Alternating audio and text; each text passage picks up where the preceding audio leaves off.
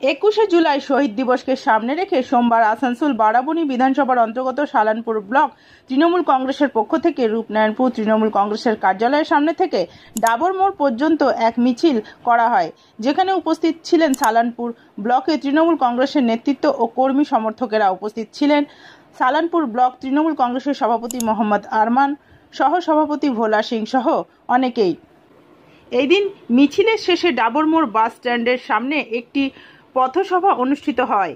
আজকে আমাদের শহীদ দিবসের উপলক্ষে, যেটা 21 জুলাই কলকাতাতে প্রত্যেক বছরই হয়, এবং এটা এর ব্যাকগ্রাউন্ডটা হলো 1993-তে যে আন্দোলন হয়েছিল no identity card no vote, এবং সেই আন্দোলনে আমাদের 13 জন কর্মী যুবকরা মারা গেছিলেন পুলিশের গুলিতে।